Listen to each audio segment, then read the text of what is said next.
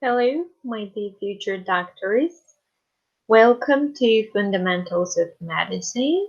This is going to be tutorial 8, and I'm going to discuss in your syllabus. We're going to find week 13, so I'm going to discuss week 13's topics because as long as I know you have discussed some topics, you've got pre-recorded lectures, so that's a topic no one has talked about. So that is why I chose patterns of the single gene inheritance for today's discussion. Okay, I hope you're gonna join me as I start presenting.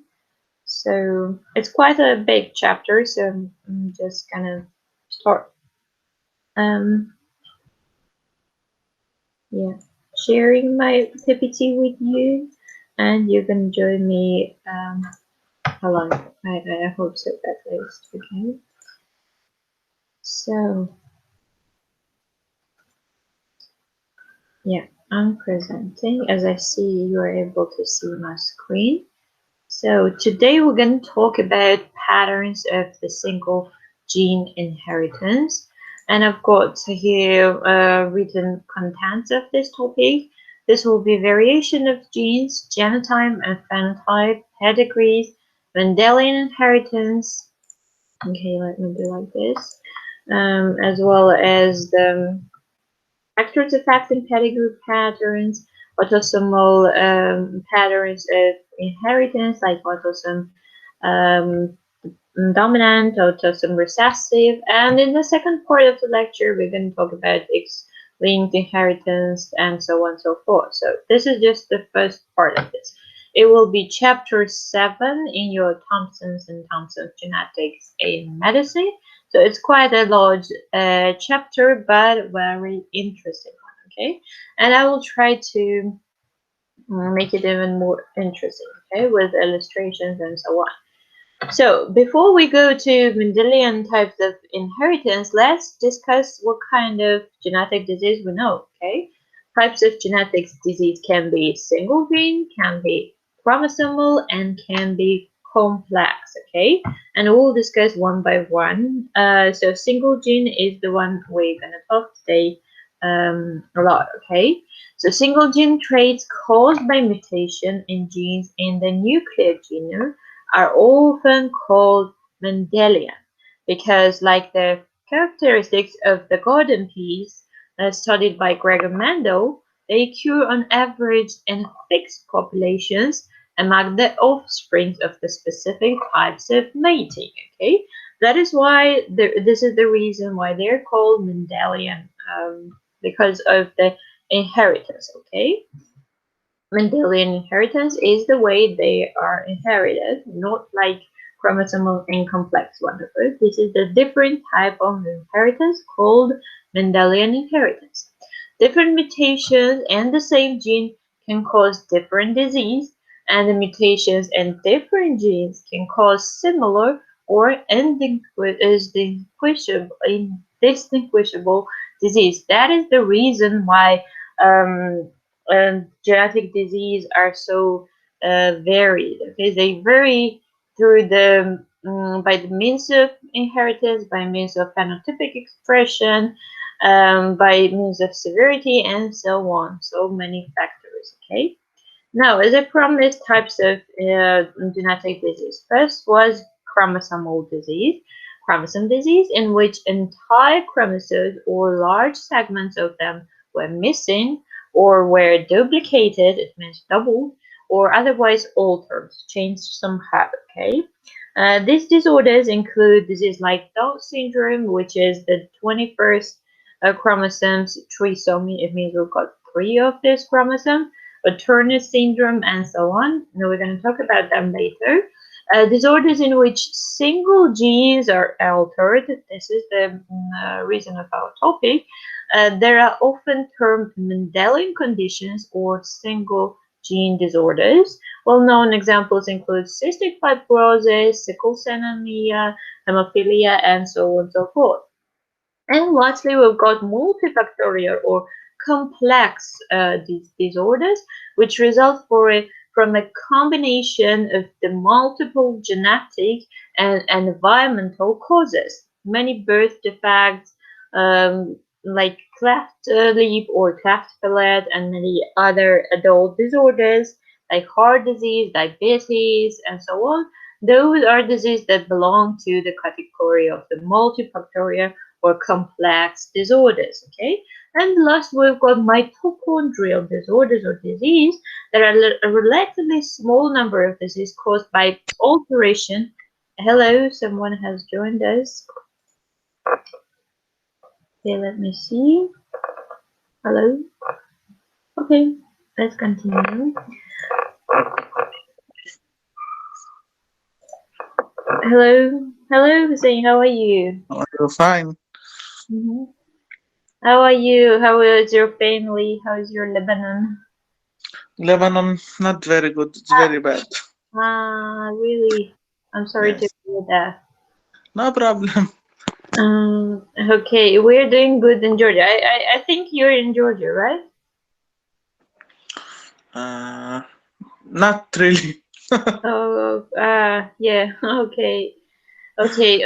When are you planning to come back? As I know that at the end of August and in the beginning of the September I we've got don't know finals. what time the airport is open at. Um, Yes. in here too. In here too. Yeah, but the cases are fewer and day by day, and a lot of yeah, becoming healthy. Okay, okay. So I'm glad to see you in the fundamentals of medicine. So today I'm discussing single gene disorders, which are called Mendelian disorders. So you will see the beginning as a recorded part. So I will just continue talking because it's quite a big chapter. So I was discussing chromosomal disorders, single genes, which are Mendelian conditions, multifactorial or complex disorders, and lastly mitochondrial disorders. Okay. So, about single gene disorders, they are often considered to be primarily, but by no means exclusive disorders of the pediatric age range, because 10% manifest after puberty and just 1% occurs after the end of the reproductive period. So, then the Mendelian forms are important in the individual patients because of their significance for the health of other family members and because of the availability of genetic testing and detailed management options for them. So, often single gene disorders are the reasons why the patients come to geneticists and ask to perform a pattern or pedigree and in order to know the risk, they have to develop certain disease and the risk of the severity of the disease and so on and so forth to predict them. Okay.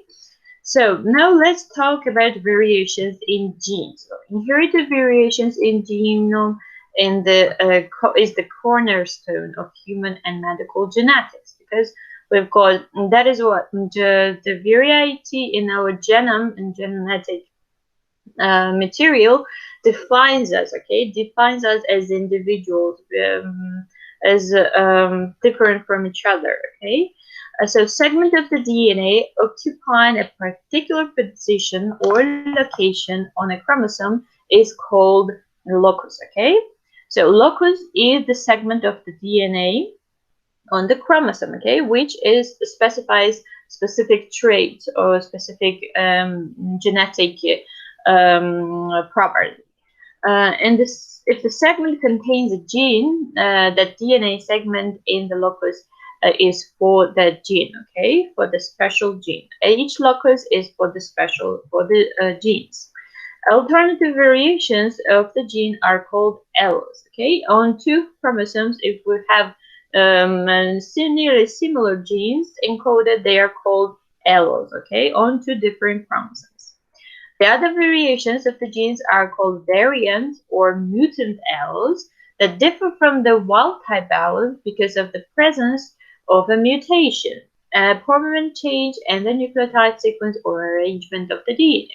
So we either have the two identical or very, very similar alleles or we've got variant or mutant allele, which is as a result of the mutation, the change in the DNA sequence, okay?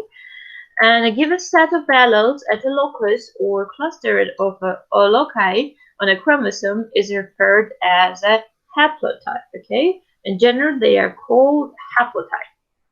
So, variations in the genes. Let's continue talking about polymorphism.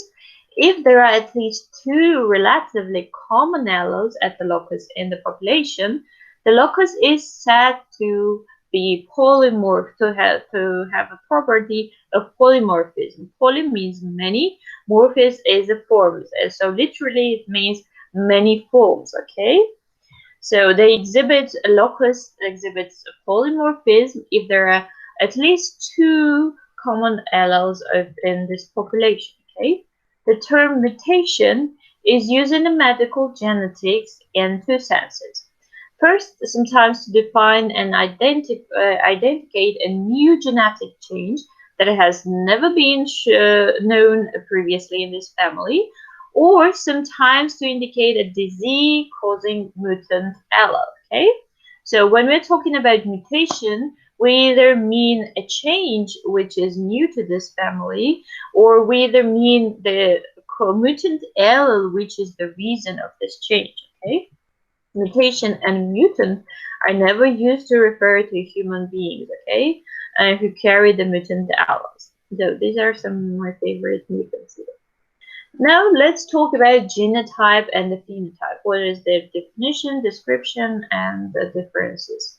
The genotype of a person is a set of alleles that make up his or her genetic constitution, either collectively at all loci or more typically at a single locus.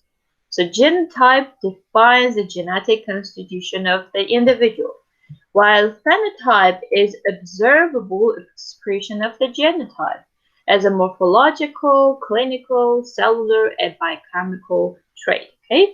Any type of expression of the genotype is called phenotype. So in other words, phenotype is an observable expression of the genotype, okay? What we see of the genotype.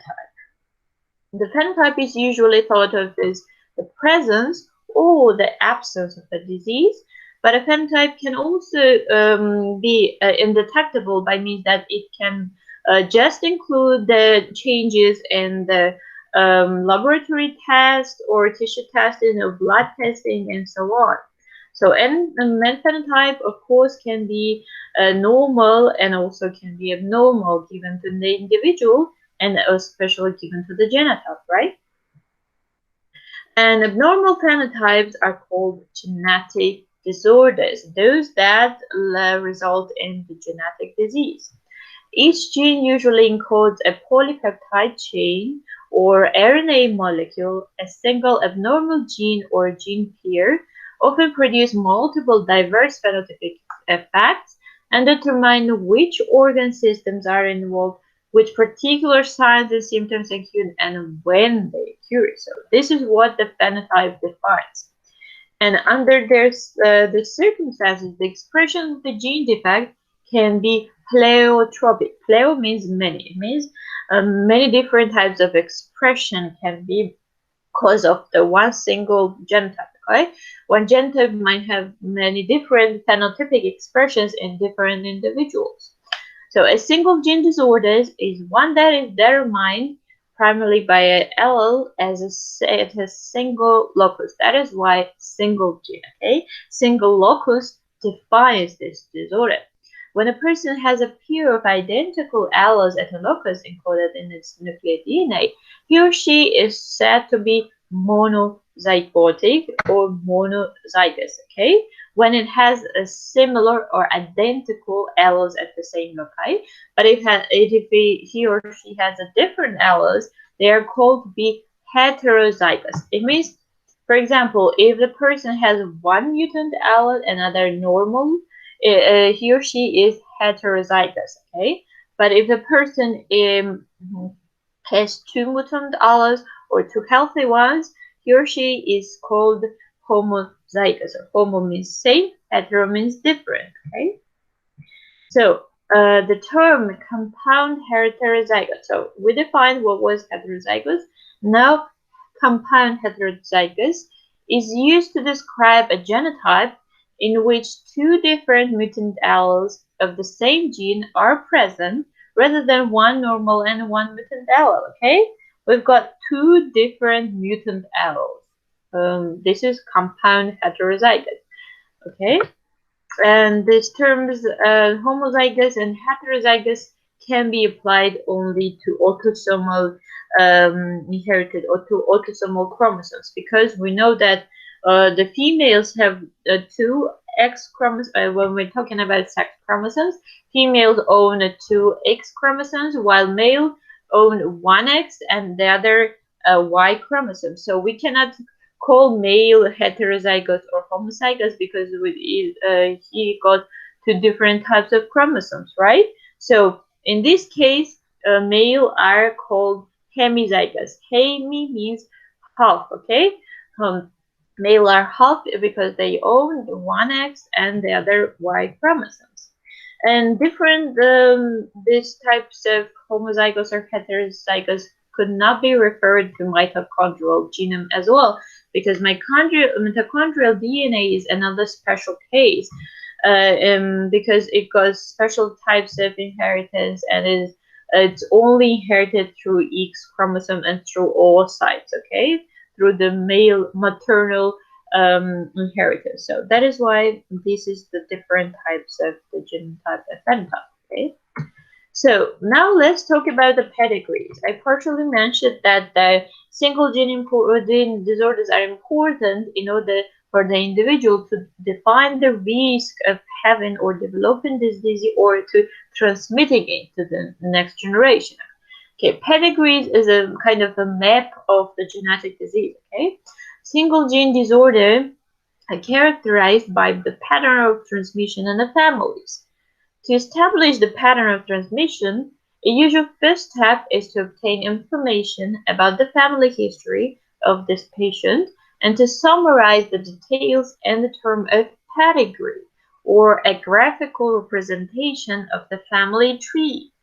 So when we see the maps of the disease, including the family members and so on, generations, and we see they are marked disease person. So this is all called pedigree. Okay, the extended family depicted in such pedigree is a kindred. So when we are talking about the family which is discussed in the pedigree or shown in the pedigree, we're talking about the kindred. Okay, some kind of kindred.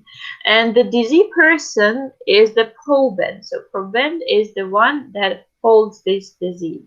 And proband can be either the one that asks us to make a pedigree for his or her family, or the person that is referred to us is called consultant. Okay, consultant can be a healthy person that is related to the proband. Proband is the diseased one, or consultant can be a proband himself or herself. Okay.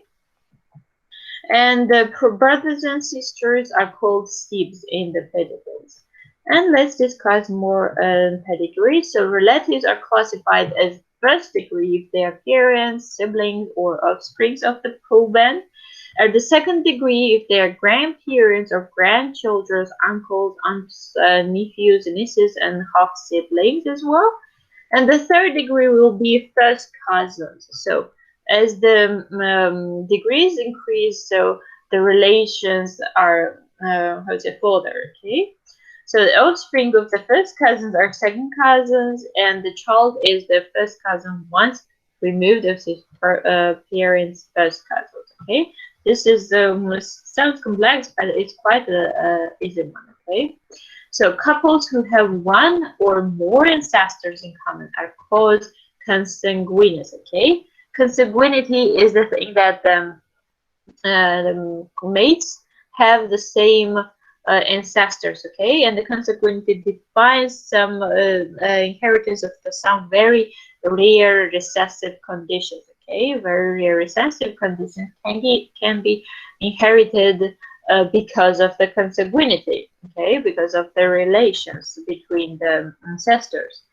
If there is only one affected member in the family, he or she is called isolated case. Okay, if proband is the only one that carries this certain disease, he or she is called isolated case. Okay, isolated cases can be as a result of mosaicism or a new sporadic mutation. Okay. And if the or disorder is determined to be due to new mutation in the propositus, it's called sporadic case. Okay, we've got isolated case, that is the only case in the pedigree, and we've got sporadic case that occurs as a result of a new mutation. Okay, not inherited mutation, but a new mutation. Now let's talk about some terms that define pedigree. So we've got fitness. Okay, fitness doesn't mean a physical fitness or physical strength. It measures the reproductive function of this diseased person. Okay, so the term fitness is a measure of the impact of the condition on reproduction. Okay. The reproductive success of a genotype is defined as the fitness, usually measured as the number of the offsprings produced by an individual that survived to reproductive age relative to the average for the population. Okay. So the fitness is not a measure of the physical or mental disability, but the measure of the reproductive function. For example, in some disorders that affect, for example, Alzheimer's disease, we know that this is the most severe disease that occurs in elderly people, so it's a senile dementia, so-called. So the fitness will be normal in this case because the disease occurs after the reproductive age, okay, after 60, 70, when the person and the individual already has reproduced, already has offspring. But if the disease is developed in its teens or at reproductive age and somehow alters the reproductive function, the fitness is said to be 0 or said to be low. Okay, so I hope they are clear. Now let's talk about Mendelian inheritance. The patterns shown by single gene disorders in pedigrees depend on two factors. The first factor would be either it's dominant or recessive. Dominant, it means that only one affected or mutant allele is just enough to disease to be expressed phenotypically, okay, to inherit the disease. But recessive, it means that it's absolutely required to have two mutant alleles to acquire this disease, to inherit this disease, okay?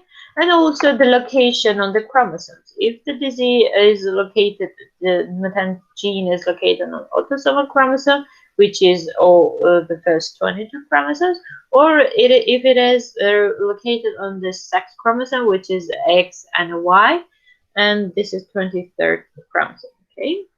There are 4 basic patterns of the single gene inheritance. And this is I borrowed from your book.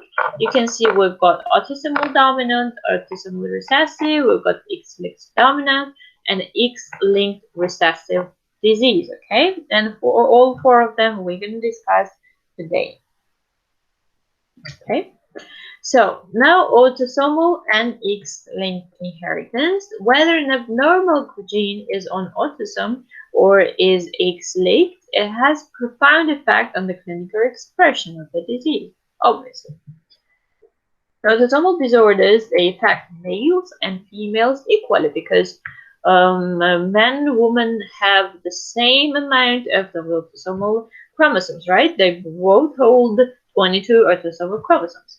But X-linked chromosomes, X-linked disease will have different types of inheritance because the woman holds 2 X chromosomes while male has just 1 X and the other Y chromosome, right? Okay.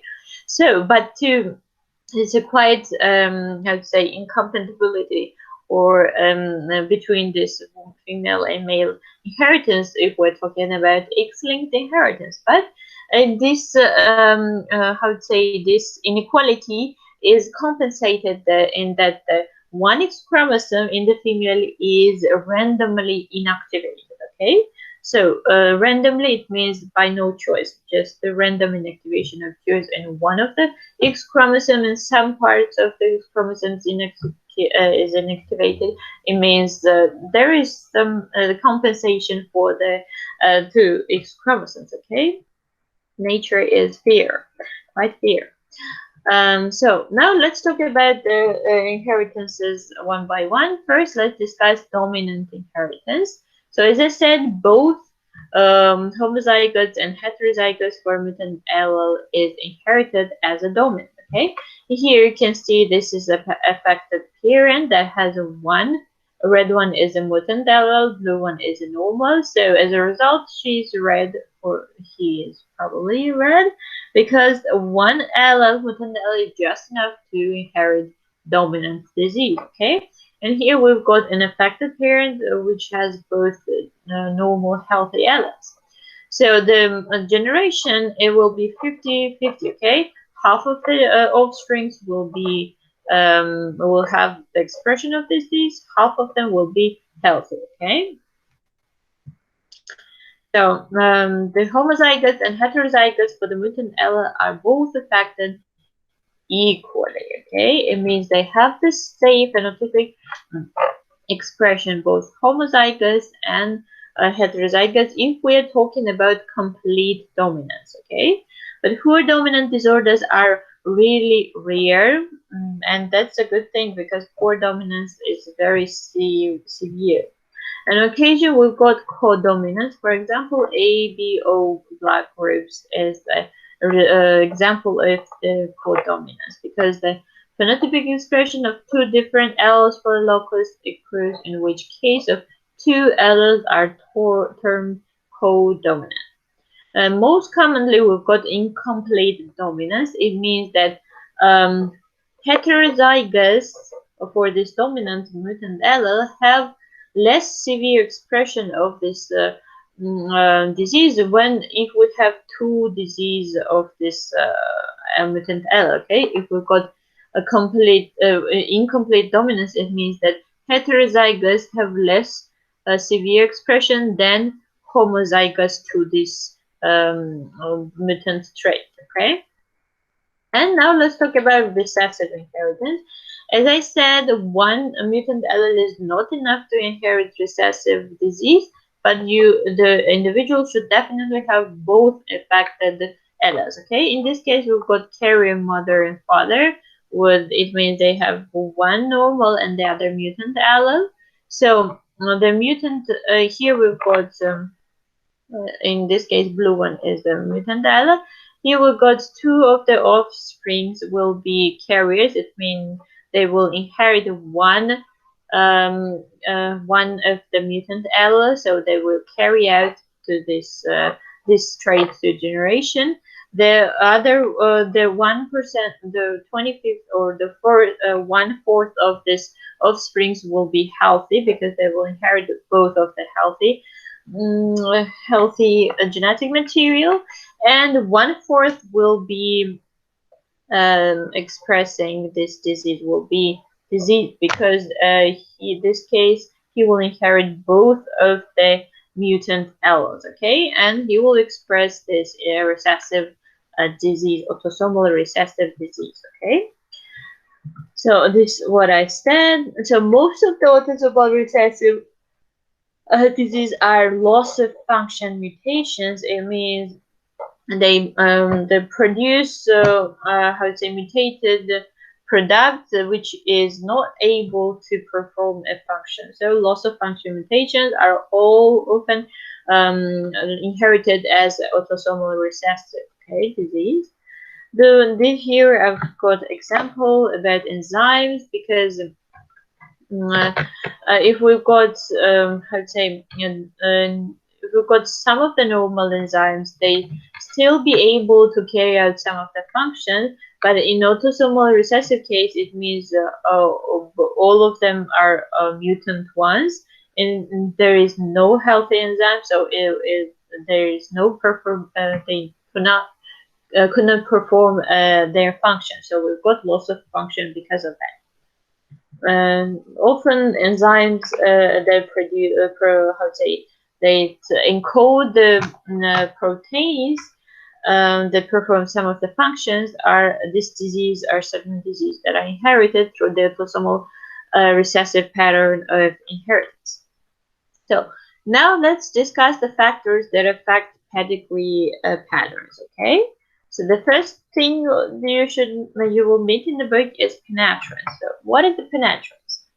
It is a probability. Oh, okay. I haven't asked if everything is clear till here. Do you have any questions till here? Is everything clear? Yes, doctor. I want to ask you where I can find this PowerPoint because I can't follow you. Okay, it's not uploaded yet, but I will send you as a The first um. one and the first one. Okay, I will send you all of them through mail. Okay, Okay. Hussein, and you can spread it among your group. I don't know which. Yeah, you can spread it. Okay. Okay. Okay. Let's go on then. So the penetrance. So what is the penetrance? It's the probability that a gene will have any phenotypic expression at all. It means the disease will be expressed at all, okay? Any kind of phenotypic expression. So it's called penetrance. But when we're talking about expressivity, so expressivity is the severity of expression of the phenotype among individuals with the same disease-causing genotype. Okay, so if the patient have the same genotype or identical or the similar genotypes, and they both have penetrance, it means they both express this disease phenotypically, but different expressivity. It means that the severity of this disease is different as in terms of the phenotypic expression. Okay, so penetrance and expressivity are the factors that affect pedigree patterns. Okay, in this case, we've got the case of split hand deformity that demonstrating failure of penetrance in the mother of consultant here. Here we've got consultant with the arrow. Whose parents had no, so one of the grandparents, grandmother had this disease, and the disease was transferred to the mothers of this too, but the mother of this consultant had no expression, okay, no penetrance. But it doesn't mean that it won't be expressed genotypic. This genotype will not be expressed phenotypically in the next generation. So you can see here, this is the proband, this is the consultant. So this mother had no penetrance, no phenotypic expression of this split hand deformity, okay? Reduced penetrance must be taken into account in genetic counseling. Okay, so the disease not expressed in the parent does not mean that the offsprings will not inherit it. So this is the penetrance is the thing that factor that affects the pedigree as a whole. Okay. Another is the age of the onset. Okay, another the effect that some of the disease are expressed intrauterинally or post-reproductive years. Some of them are even prenatally. Some of them are called congenital because as they how it says they are born, they already have the expression of this disease. Okay. So you should define the difference between genetic and congenital disorders. Those are not the same. So genetic disorders is one that is determined by the genes, okay, and inherited by means of genes. But congenital disorder is a disorder that is present at birth, okay? They surely must be present at birth, okay? It can be either genetic or can be multifactorial and so on, okay? But for sure it must be present at birth. So this means congenital. But genetic disease can either be congenital, or it can be present at birth, or can be the late onset. For example, Alzheimer's. Okay, it's not congenital genetic disorder; it's just a genetic disorder. Okay. So now correlating genotype and phenotype. So here you can read it in the book. So we've got different types of heterogeneity. It means when a genetic disorder appears to be inherited as a single gene disorder, it's frequently found to be genetically heterozygous. So it means different types of expressions can be present. So heterogeneity is termed as the how to say as a genetic heterogeneity may be a result of the different mutations at the same locus. It means allelic heterogeneity. It means different alleles can be mutated, or can be different locus. It can be mutations of different locus. This is called locus heterogeneity. And we've got clinical and the phenotypic heterogeneity was also a term because they define the clinical differences and phenotypic differences between the individuals. For example, let's discuss the example of allelic heterogeneity. It's they sound quite similar, but they are quite different. So let's discuss with the examples, and you will get that better. So, for example, allelic heterogeneity is an important cause of clinical variations. For example, many loci possess more than one mutant allele. So, given a locus may be several or many mutations that hold within.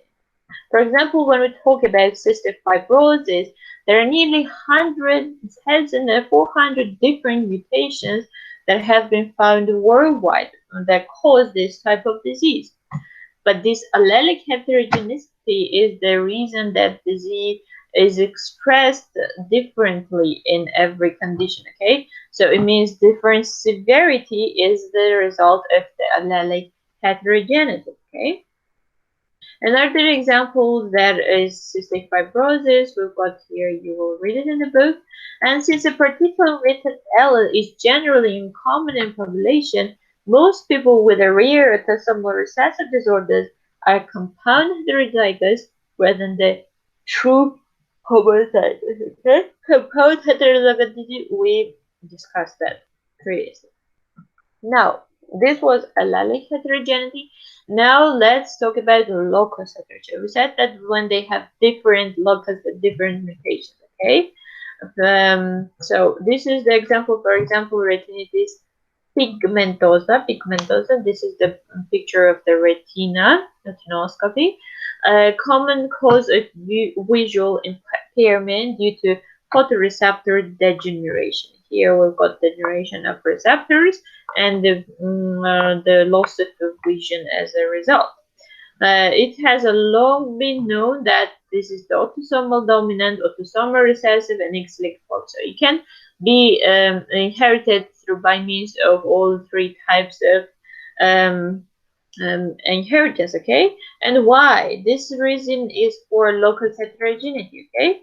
So some of the locus that encode this mutation, the degradation of this photoreceptor are located on X chromosome, some of them are on the Y chromosome, some of them can be autosomal dominant, some recessive. So locus heterogeneity defines the different types of inheritance this disease is inherited by, okay?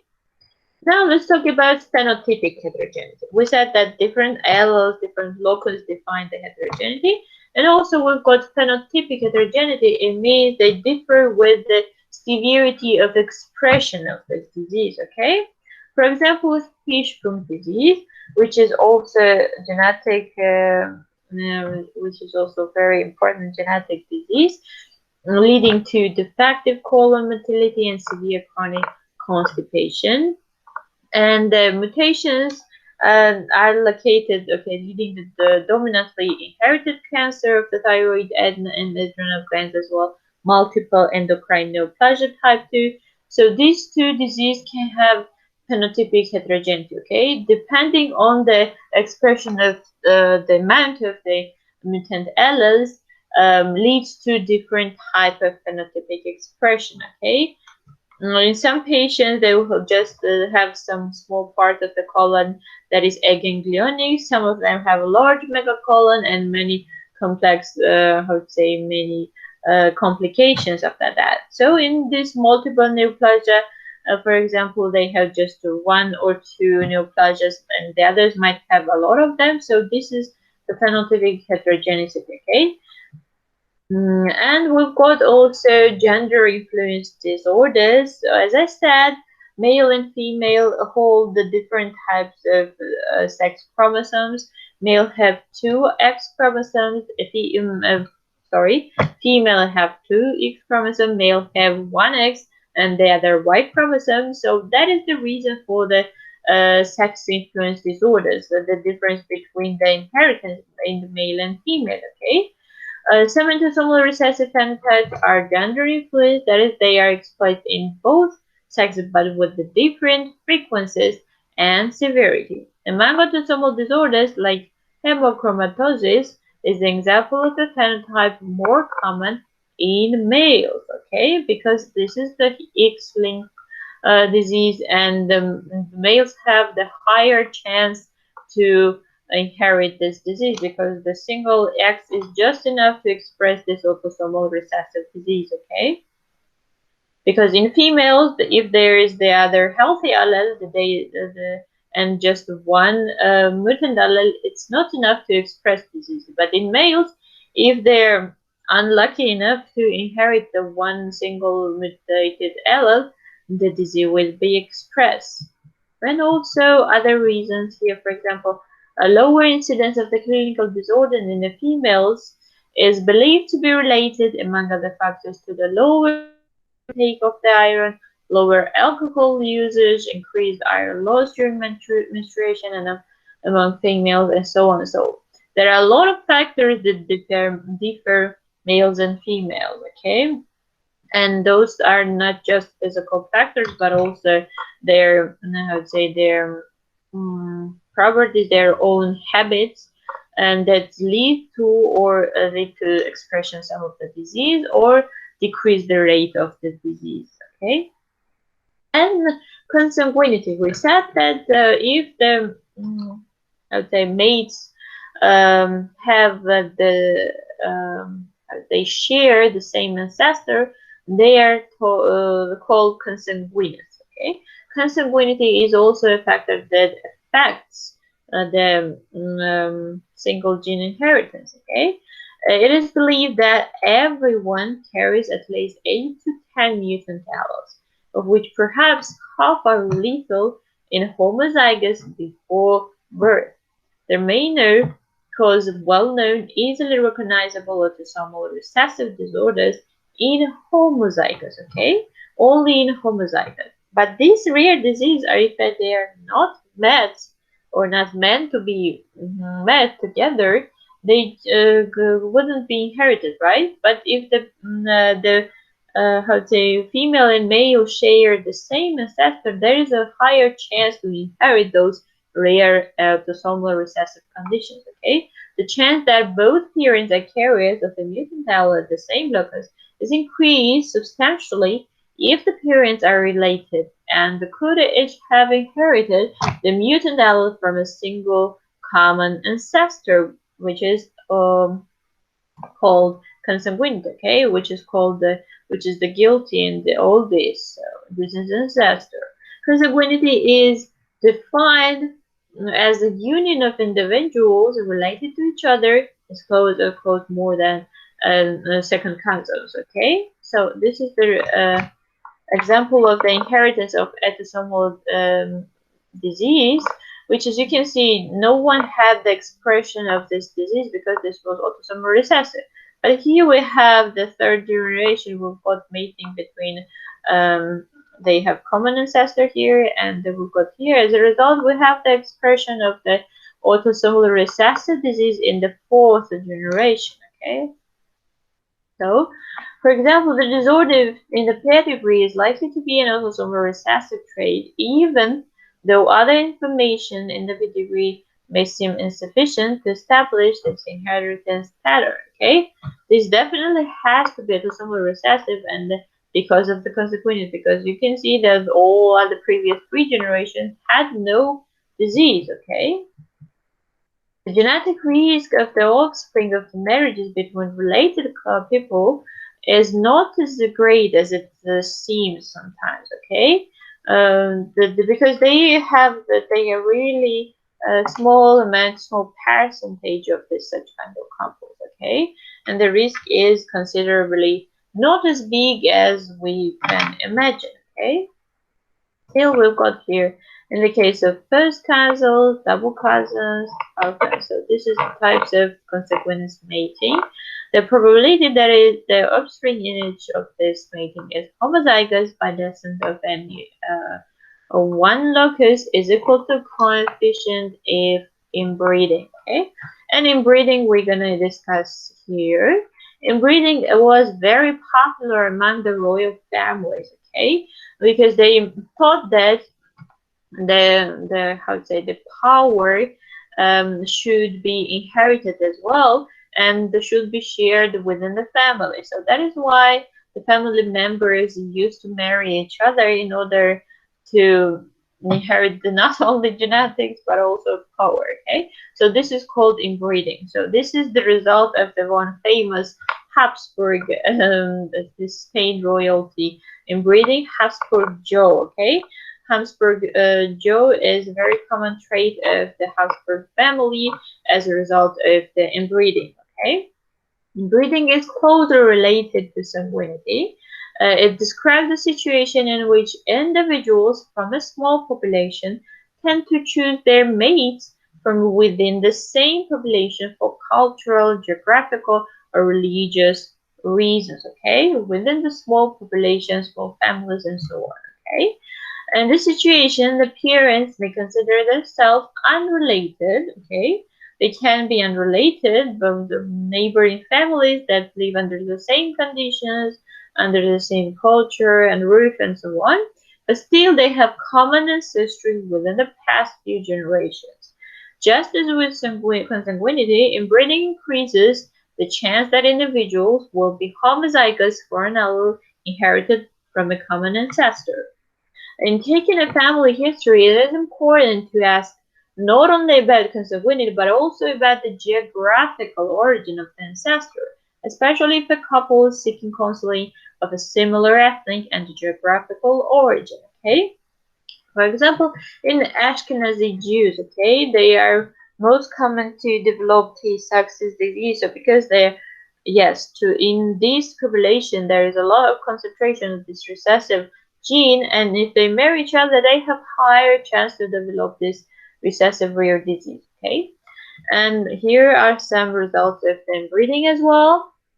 As when consanguineous mating, it is possible to estimate the coefficient of inbreeding for individuals in a population even if they are not known to be related to each other. Okay, the risk can still be defined. Okay, so I think it's quite an interesting thing. Okay, rare recessive disorders in the genetic isolates. Okay, we said the isolated case is a case that is just the only case present in this pedigree. Okay, and we said the sporadic case is the one that is a result of the new mutation. Okay, so this is what you're gonna read. I'm not gonna talk about it. You're gonna read it in the book. Okay, and finally, before the first part of our lecture is over, let's talk about autosomal dominant inheritance. So we said that in order to just what to inherit this disease, just one mutant allele is enough. Okay, you can see here affected father because one mutant allele there is present, and normal for mother, and as a result, half of their offspring is healthy and half of them is disease. Okay. And this is the pedigree of them. Autosomal dominant trait, you can see one parent is just enough in order in every generation the disease will be present. Okay, one present, one common ancestor leads to all this generation, and second, third, fourth generation, all of them have the same autosomal dominant disease. And now let's talk about incomplete dominance. So we said that It means incomplete dominance. It means when homozygous to this Z mutant allele have more severe expression of this disease than heterozygous. Okay, heterozygous have just one mutated alleles. Still, it's enough to have the disease, but the severity will be a lot less than we if we have homozygous or both mutant alleles. For example, this was the case of familiar hypercholesterolemia. This you can see autosomal dominant disorder leading to premature coronary heart disease. And this disorder, the rare homozygous parents have a more severe disease with an early age of cancer and much shorter life expectancy than do the relatively more common heterozygous. Okay, it means that homozygous, those that inherited both of the mutant alleles, have more severe expression of disease, have earlier onset of this disease, and the life expectancy is shorter than the in the heterozygous cases. So it is a good example of incomplete dominance in here. And lastly, new mutations are a result of sporadic cases, okay? The most dominant conditions of any medical importance come about not only through transmission of the mutant allele from a carrier parent, but also through inheritance of spontaneous and new mutations in the gamete inherited from a non-heterozygous parent. Once a new mutation has arisen, its survival in the population depends on the fitness of the person carrying it. So we defined what was the fitness. It was the reproductive ability of the individual with his of the proband, okay, the disease one, okay. If the fitness is zero, it means that the disease will die out with this proband. But if the fitness is high, it means it will reproduce and the gene will be passed on from generation to generation. Okay, so that's it, the first part of our lecture, and I'll meet you in 10 minutes. Okay, I'm giving you 10-minute break. See you in 10 minutes. Bye bye.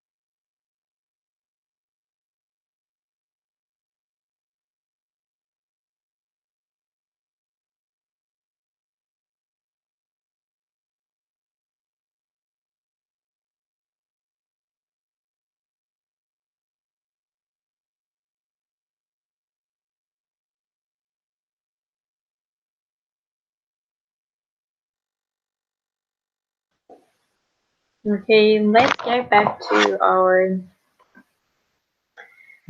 second part of our lecture. So let me share my screen with you. I've already sent you through mail the PPTs. So this is the second part of this chapter. Includes X-linked inheritance, X integration, mosaicism, and mitochondrial genome. Okay, so now we talked about the dominant and recessive traits. We said that different autosomal disorders are differently inherited. X chromosome linked disease are differently inherited. Okay, so let's discuss X-linked inheritance once more. This is whether the abnormal gene is on autosome or X-linked has a profound effect on the clinical expression. Okay, so in autosomal disorders, females and males have the same effect, and they are expressed equally in females and in males when we're talking about autosomal disorders. But when we talk about X-linked disorders, they are expressed in homozygous male and most of this time, okay? Because male have just one X chromosome. But this indifference, I would say this let's say not fair situation is quite getting cleared because we've got one X chromosome inactivation, which is the random inactivation. Okay, approximately 1,100 genes are thought to be located on the X chromosome, of which approximately 40% are presently known to be associated with the disease phenotypes. Okay, it's nearly half of the percentage. So 40% is quite the high rate of the disease phenotypes. Okay, which is associated with the X chromosome. Here we've got the genotype type and phenotype types according to the X inheritance. In males, we've got homozygous males, which might carry one normal and the other one mutant allele. In this case, we'll have unaffected phenotype, and in this case, we'll have affected phenotype because this is healthy allele. This is a mutant allele. H small h is a mutant allele. In females, we've got three types of the inheritance. In here, we've got heterozygous females because the both of them are how to say healthy, this unaffected. We've got homozygous in this case, but both of them are mutant alleles, so we've got affected female and heterozygous females. Okay, about males, we cannot say heterozygous; they are always, or homozygous, they are always hemizygous. Okay, in heterozygous females, we've got one normal, the other affected. So as a result, we've got unaffected because usually because they are either inactivated mutant allele or either recessive. Okay. So X inactivation. I said that in order to compensate for the two X chromosomes in female and just one X chromosome in the male, we've got the random inactivation. Okay, one X chromosome is largely inactivated in the somatic cells. Hello, Hello? hello. Do you hear me? Yes, Okay. but no presentation. Oh yeah, I forgot to do that. So this is sorry, thank you for mentioning that because I was this is the second part of this chapter. This is what we said, and about X chromosome here I was talking But you about. have sent to me only the all the Yes, I said previous as well as today's topics. Okay, I've sent all the PPTs. okay. Three PPTs. So this was what I was talking about. So when we're talking about X-linked inheritance, as long as male have just one X, they can only be hemizygous to X-linked disease because hemi means half. So one can be this one H, big H represents the healthy allele, a small H represents the mutant allele. So in this case, if we have hemizygous with just one healthy allele, we've got unaffected male. But if we get hemizygous with only one affected allele, we've got the diseased male. Okay, but when talking about females, we've got the three types of phenotypes here. we've got homozygous, heterozygous, and lastly homozygous again, because homozygous can either for it the she must can could carry two healthy alleles of this gene, or then as a result will be unaffected because both of them are healthy, or homozygous because one of both of the affected alleles can be inherited, and as a result we've got affected female, or heterozygous, one of the allele will be healthy and the other will be disease. So as a result, we've got commonly unaffected female because most of the X mutant allele is either an inactivated or either is recessive, okay, and cannot be expressed in heterozygous cases. So when we're talking about X inactivation, so this is the tool that nature found in order to compensate for the two chromosomes of the two X chromosomes of the female. So one X chromosome is largely inactivated in somatic cells in the normal females, but not in the X chromosome is always inactivated in the normal females. This equalizing the expression of most X-linked genes in the two sexes. Okay, the clinical relevance of X inactivation is really big because it leads to females having two subpopulations, one in which one X chromosome is active, another X chromosome is inactive. And whether on this active chromosome or inactive one, there we've got mutant allele. So this is the chance, how to say, this defines the chance and the risk of inheritance of the disease. Okay, so and here Sorry, is doctor, the which example slide of you read? here Which the number? slide. Because 8, the second presentation, second part, and the 8th slide. Okay, you can present your screen. but it's small. I know it's still small. Okay. Okay. Okay, slide 8. When we you see three types of. Right, okay. Both Okay, cell did you find it? population. Yes. Yes. This one exactly. So in here in this first picture, we've got Duchenne muscular dystrophy case. So if this is the normal first picture, it represents the normal picture of this muscle. So we've got dystrophin that is the responsible for holding up together these fibers. Okay. The first one is an example of the healthy one, so a normal female who has normal, I would say, expression of the dystrophin. And the second is you can see here that the borders are disappeared, okay, dissolved. It means this is the second picture is the present of the male with the Duchenne muscular dystrophy, okay. He has no dystrophin, so no white veins are possible, no present, okay. You got just here the muscles without dystrophin. And the third picture represents a female who is a carrier. It means she has the in one X chromosome is responsible for dystrophin. The other she inherited how to say the mutant allele. Okay, some of the fibers are disappeared, and some of them are normal. So this is the phenotypic expression in the carrying female. Okay, she expresses as well as normal dystrophy, and some parts are missing. It means that mutant allele was responsible for encoding these parts. Okay, so you can see the difference, phenotypic difference between the genotypic difference. Okay, so is everything clear? Okay. I hope it is. And then in the next slide, slide 9, we've got the different types of expressions of the affected male.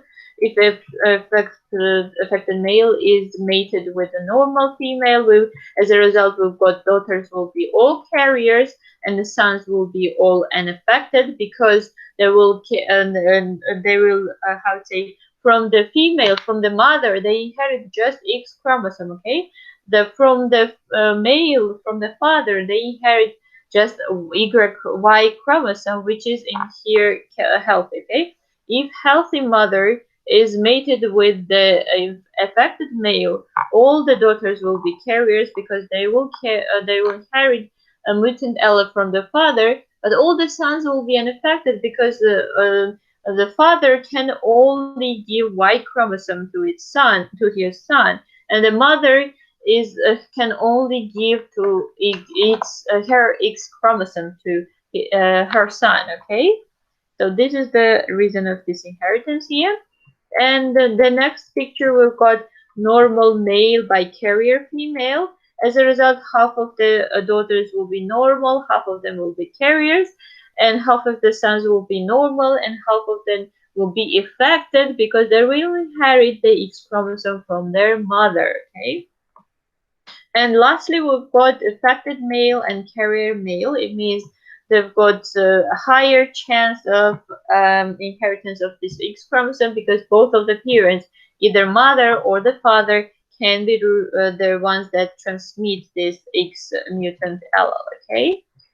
And the next slide here we've got some X phenotypes are consistently expressed in carriers if they are dominant, and usually are not expressed in carriers if they are recessive. Okay, in order to be expressed in carriers, it means when we're talking about heterozygous females, the disease certainly should be dominant in order to be phenotypically expressed. But if it's recessive, in case of heterozygous, it will not be expressed, okay, in the carrier. So here we've got X-linked recessive inheritance. In all males, they receive only X chromosome from females, okay? So mother can, if the X-linked disease is recessive, it means the mother can transmit this disease to both females and males. But females, as long as they only get the X chromosome from mother, so they all of the sons of the carrier mother will inherit this disease. Okay. Sorry, doctor, I want to ask you. Yeah. The, uh, the disease, it's on the X Yeah. recessive. Yeah. All the male is affected, yes? So if no, if yes, it's recessive, but the males, as long as males are hemizygous, it means they have just one X. So Yes, they will be affected. Yeah, totally. They all will be them. affected. But mother will be just a carrier and she won't have a phenotypic expression. But still, this mother will give this son the disease. Okay, the mother will be healthy, but son will be for sure disease because son is hemizygous to this X-linked disease. Okay, so this Yes, is, for example, hemophilia type A. Do you remember the Queen Victoria? She and her husband were both the carriers of this disease. Okay, and she was not ill, but her grandson inherited this disease, and he died at the age of 32, very young one. So this was a famous case of hemophilia type A. This is the classic X-linked recessive disorder, which is not expressed in heterozygous females or carrier females, but definitely expressed in males, and this is sometimes a lethal outcome in most of the cases. Okay. And okay. here we've got next is the pattern and pedigree of this demonstrating recessive X-linked recessive disorder. You can see here the white dots, white circles with the blue dots. It means they are carrier mother. Okay, carrier mother. Then, as a result, in the fourth generation, we've got the diseased male. So this is the common pattern of inheritance for the X-linked recessive ones. So that was it. Now let's talk about homozygous affected females. Okay, we said that females also can be homozygous, but only affected in the case if they got both of these mutant alleles. Okay, the one allele is not enough to express X-linked recessive. So the X-linked color blindness is the result of the homozygous affected females, and most of the cases are because of consanguinity. Okay, we said that consanguinity is when the couples have one or more common ancestors. So if in this case where rare disease they meet each other, if they have common ancestors, both of the parents could share this mutant allele, and they can transmit this allele to the females as well. Okay, so as we know that the father is able to give just X chromosomes to the female, right? So if the female gets both affected alleles from father as well as from mother, so this female will be affected homozygous in this case, okay? And here we've got the pedigree for that as well. This is the, you can see here, father is affected, mother is normal, but when the mother comes out carrier, because they share the first generation, they share the same ancestor. So as a result, we've got the diseased, and the fourth generation we've got diseased son, and we've got carrier females as well as homozygous affected female. Okay, this is the slide 14. Hussein, please turn to slide 14. And this is the case in here. We see that in the first generation we've Slide got, 14 or 14? yes, 14, 1 4. Yeah. Okay. No, yes, 1 4. Yeah, you see here. In the first generation, we have this square, blue square means this is Square, it's affected male. male. Male. Yes. Man, yes. The blue means it's affected. He is affected. Female. And yes, if this round circle, it means and white means this is healthy mother. But the Normal. circle with, yes, normal. But circle with the blue dot inside, it is carrier. Okay, carrier, a female. Yes. So in the third generation, we've got the coupling between, in the third generation, please see that, and the coupling between a sick male, it means blue square, and between carrier female, okay? And as a result, in the fourth generation, we've got affected male, we've got two carrier daughters, and the one affected homozygous female as well. So square will be blue, okay, in the fourth generation. This is the affected homozygous female because the reason was consanguinity. They share the same first generation, the same ancestor, okay? Okay. Okay, this is quite easy thing. Okay, and the next slide I will skip because you will read it in the book. And characteristics of this X-linked recessive inheritance, as I said, that all the daughters of the of the affected male will be carriers of this disease, Of will this be disease. transmitters. So Okay, it's yes, dominant. yes. And if we are talking about the mother, so mother definitely, if the carrier is a mother, definitely will give birth to the affected son and the carrier daughter. Okay, so this is Sorry, in a, the slide 14, yeah. it's recessive or dominant because you have right in X-linked recessive. No, it's not about dominance. It's a previous slide. It's about homozygous affected. This is still recessive, but if they are consanguineous, this recessive can be inherited to the females. Okay. I Okay, don't. because this affected homozygous, look here, this is affected homozygous.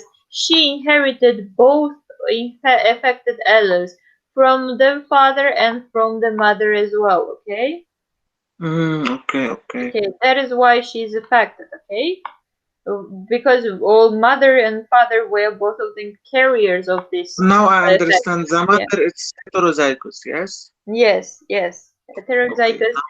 Now This it's will, clear. yeah. The these one are heterozygous because just they carry just one, but this is homozygous, and these two are homozygous to the affected allele because they have Yes. both of the affected alleles in here, these ones, and they are affected as a result. So In this case, we can have normal female. yes, these ones, yeah, these two are normal but carriers. Okay, these are normal but carrying the mutant allele. Okay. Yes. Mm-hmm. Okay. Yes. So Okay. now let's go on. This we said. Let's go on with the X-linked dominance now. This is the slide 18.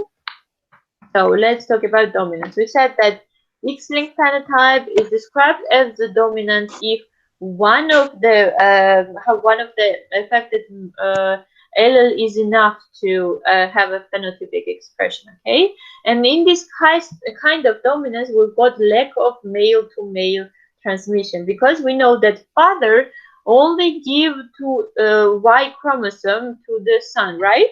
So he is not able to transmit the disease to his sons, right? Because he only gives Y chromosome to the son. So male to male transmission is unable in this case, okay? Obviously impossible because of X-linked inheritance. X-linked dominant pedigree is that all the daughters and none of the sons of the affected males are affected. It means if the father has the disease, all of the daughters will have disease, but none of the sons will have because sons only inherit Y chromosome from the father, and the daughters inherit only X chromosome from the father, and if the father is affected, they gain this affected chromosome, and if this is X dominant inheritance, it means the daughters will be all diseased, okay? Because dominant, just one allele is enough to express the disease. If any daughter is unaffected or any son is affected, it means we are no longer talking about X-linked dominant inheritance. So it's not the case, okay? It's sure if we are talking about X-linked dominance, it means we've got no son-to-son transmission, and all the daughters should be definitely diseased, and all the sons should be definitely healthy, okay? And you can see here, slide 419, 19. Here we got to, in the first generation, we see that the male is affected, and as a result, in the second generation, 3 healthy male and the 2 affected female will have. And again, if this is in this third generation, female carries to females, and the result we've got another male, which is square in the third generation, and the result in the fourth generation as well, we've got all healthy males and or 2 inherited, 2 affected daughters, okay, because of this male, okay, here. And this was passing as in this generation Y male because the mother had was the carrier here. The mother was the one that transmitted disease to the son. Okay, so this father is not at fault of this grandson's disease, but this part was transmitted from here. Okay, and this was transmitted to the daughters, and sons are here healthy. And this was a single one, so no transmission here. The mutation died out here. Okay. So the example of X-linked dominant inheritance is for example, hypophosphatic rickets or vitamin D resistant rickets. And this is also autosomal dominant. It means a father cannot transmit it to the son, but transmits to all of the daughters. So that's why female population is more prone to the rickets, this kind of thing. So affected females are twice as common as affected males, but affected females have milder expression. Okay, because they have one X chromosome inactivation, so maybe some of the parts of the mutant allele will be inactivated because of the X inactivation. Now, let's talk about X-linked dominant disorders with male lethality, okay? Those that are lethal to the male, okay? We said that X-linked dominant, all X-linked dominant disease can be transmitted only from mothers to the sons, okay? Fathers are not able to transmit this disease. So mothers can transmit this disease to the son, and they are often lethal. And remember the case of Victoria and his the 32-year-old offspring that died at such a young age because this disease are often lethal to the males. And one example was Rett syndrome, that is a striking disorder exclusive in females because it's X-linked dominant. And this is the characteristics of the syndrome. J becomes spastic, ataxic. They develop autistic features, flapping, swinging movements. That is why it's called the Rett syndrome. And also they are microcephaly, seizures, and they die very young because of that. Males who survive with this syndrome usually have two X chromosomes. It means genetically they are not males at all. Okay, most of the family heterozygotes have full-blown Rett syndrome in this case. And the other pedigree for X-linked dominant disease, in here you can see that the slide 24, you can see here, this is the pedigree of the X-linked dominant disorder, which is lethal in the male. So you can see mother transmitted to the female, and no male is alive. So it is dominant in prenatal period. Okay, if the son is born, he has to be normal in order to be born, because the affected males die prenatally. Okay, before the birth. So now let's talk about new mutations in X chromosomes. We said that we've got some sporadic cases and isolated cases which are as a result of the new mutation. So a new mutation, the long-living mutations, their life depends on the fitness of the individual. So, for example, if the patient can survive reproductive age with an X-linked disorder, it will be this disorder will be transmitted from generation to generation. But if the patient dies before he or she achieves the reproductive age, and if the disease affects the fertility itself, reproductive function of the individual, so this disease will die out in this generation. Okay, it will not have a continuation in the next generation. So this is a quite logical one. For example, in Duchenne muscular dystrophy, you've got the lack of dystrophin. They are mentally normal, but they have dystrophy all over the body. Usually they don't reach the, I would say, the teens, or don't reach their 20s, early 20s. And if they reach their 20s, they are mostly disabled. Okay, they cannot control their muscles, and also reproductive function is impaired. So the disease will die out in this generation. Okay, it is as a result of new mutation, but it has no, I would say, widespread, because of this fitness is zero in this case. But still, we've got a lot of cases of the Duchenne muscular dystrophy. So it means it is not just linked with this chromosome, but also as a result of the new mutation. Okay, because the frequency is quite great. It means they cannot be transmitted from the diseased individual to the next generation, but it still occurs because it is a result of some new mutations. Okay, so this is how it is. Because the incidence CMD is not changing, mutadellas lost through failure of affected males to reproduce are continually replaced by new mutations that result to the DMDs as well. Now let's talk about pseudoautosomal inheritance. This is they mimic the autosomal inheritance. It means, but still it's not autosomal at all. For example, dechondroosteosis. This is dominantly inherited skeletal dystrophia with disproportionate short stature and deformity of the forearm. This will be slide 28. You saying? So this we've got the greater prevalence of the disease was seen in females as compared with the males, suggesting that X-linked dominant disorder. But the presence of male-to-male transmission clearly ruled out that X-linked inheritance rule. Okay, so male-to-male we don't have when we're talking about X-linked dominant. So it means this disease cannot be X-linked dominant. So it shows pseudo autosomal inheritance. Okay, this is the reason for that.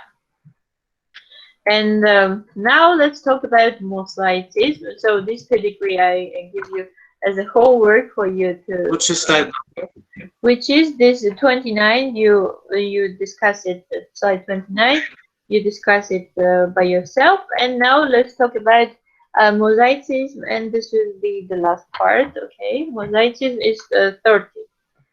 So, mosaicism is the presence in an individual or a tissue of at least two cell lines that differ genetically but are derived from a single zygote.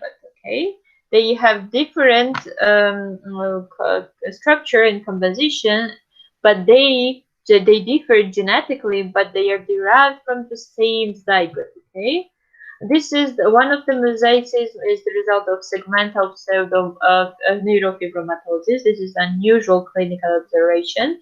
Segmental neurofibromatosis, slide 31. You can see here that the patient has only just one segment of the skin covered with the neurofibromas. And also we've got the orthogenesis imperfecta, which is also shows the mosaicism. So the population of the cells that carry a mutation in a mosaic individual could theoretically be present in some tissues of the body, but not in the gamete, okay? So in this case, we've got poor somatic mosaicism. If the mosaic inheritance of mutant alleles is by means of the somatic cells, it means we've got pure somatic mosaicism. If they are inherited through the somatic through the gametes, they are called pure germline mosaicisms. Okay, it's restricted to the gamete lineage only. Okay, be present in both somatic lineages and germline lineages as well. Okay, so disease of the mosaicism can be inherited through somatic cells or through germline cells as well. And this is the somatic mosaicism, the example of the morphogenesis. The slide 33 in here. We've got the example of somatic mosaicism, neurofibromatosis, a segmental one, which is just affecting somatic cells at the specific location. Okay, in this case, dorsum of the individual. So neurofibromatosis sometimes is segmental, affecting only one part of the body, and this is the result of somatic mosaicism. Okay, and now germline mosaicism. The chance that slide 34, the chance that autosomal X-linked disorders caused by a new mutation could occur more than once in a sibship is low because spontaneous mutations are generally rare. Okay, well-documented examples where parents who are phenotypically normal and test negative for being carriers have more than one child affected with a highly penetrant autosomal disorder or dominant or X-linked disorder. Okay. So now imprinting, about imprinting, I will skip this one. You will read by yourself. And last thing I wanted to say is slide 37. 37, it's repeated expansions, okay, unstable repeat expansions. So responsible mutations, once it occurs, is stable from generation to generation, okay? So it means the same sequence is inherited from generation to generation. But this is not all the cases. In some disease, they have expansion within affecting gene. It means that mutated sequence is repeated or expands in from generation to generation. Okay, it's not stable. The family does not share identical inherited mutation in this case, but the mutation expanses. For example, three nucleotide expansions like CAG and CCG, they are repeating CAG, CAG, CAG, and as generation increases, the expansion of this nucleotide sequence or unstable repeat is increasing as well. And so this leads to the more severe phenotypic expression, or the disease will be expressed earlier on onset, so earlier onset might occur, and severity can be altered. Okay, the example is Huntington's disease, and here I have also this is the slide 38. You can see here Huntington's disease as well as Fragile X syndrome, myotonic dystrophy, and Friedreich ataxia. All these are diseases linked with repeat sequences. On this scale, you can see here, Huntington is autosomal dominant and repeat sequence is CAG, which is multiplied in affected population from generation to generation. As the generation increases and the repeated sequences are very frequent, so the frequency of the sequences increases. So I know it's complex, but the disease is more severe and the onset of the disease is earlier. Okay, so these repeating sequences have such kind of um, influence on the phenotypic expression of the disease.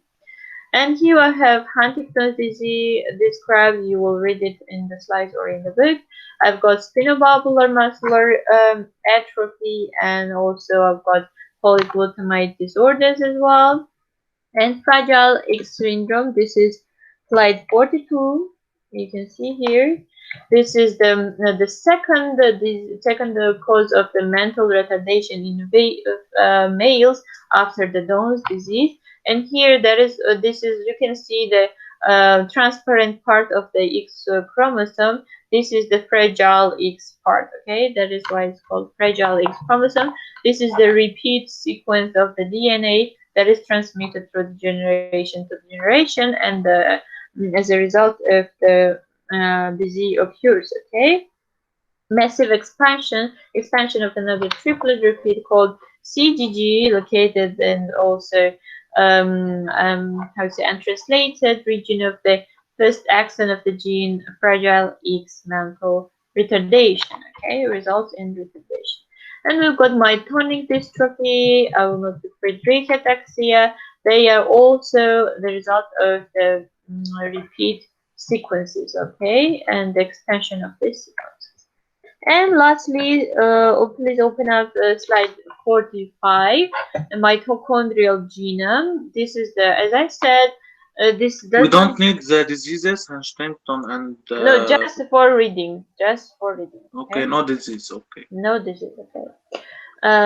So mitochondrial genome, we said that it has different types. It does not inherit through the single gene inheritance pattern or Mendelian pattern or autosomal recessive or X. It has the totally different types of inheritance because it consists of circular chromosome that is located inside the mitochondrial organ and not in the nucleus, just in case of the DNA and RNA of the autosomes. Okay, this is mitochondrial organelle located single circular chromosome.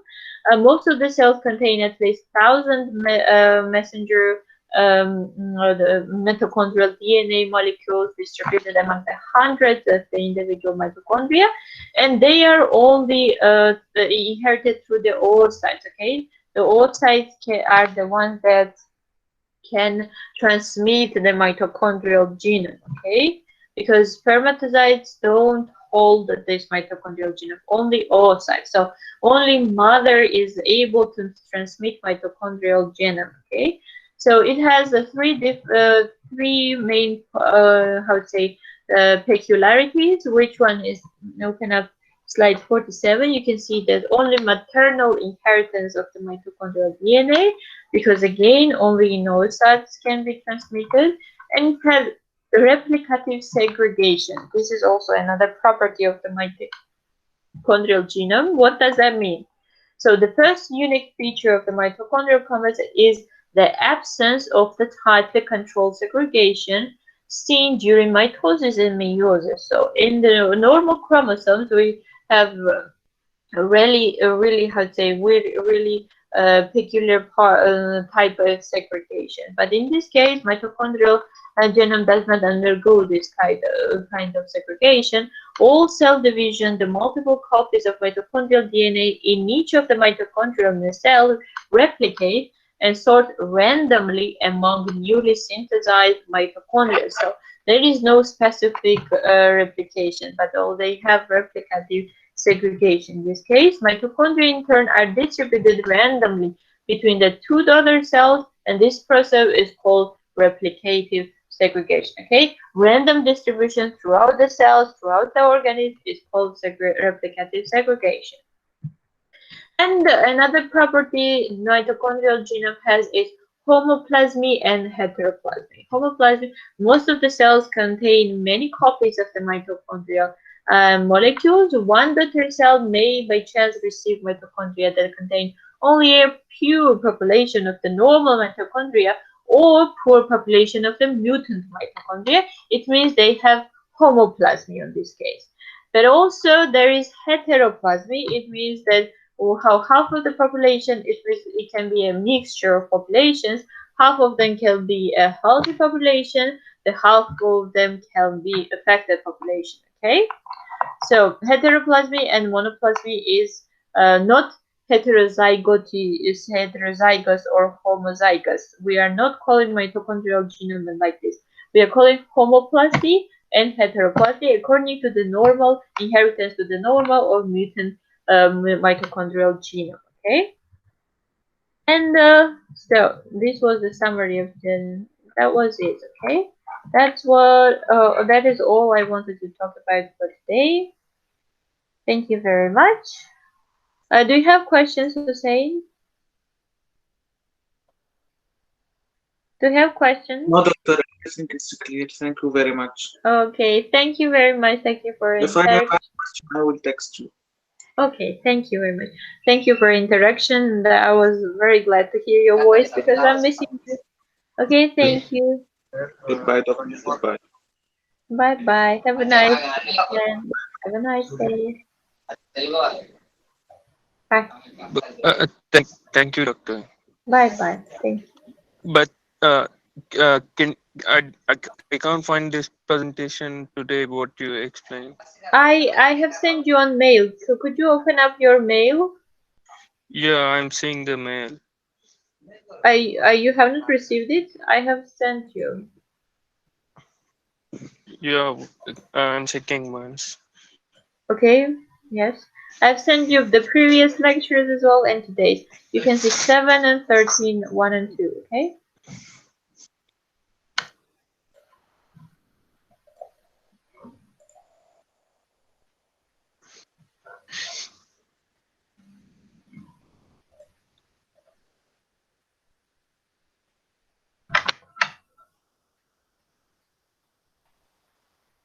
Okay, if you haven't received it, please mail me Yeah, and yeah, yeah.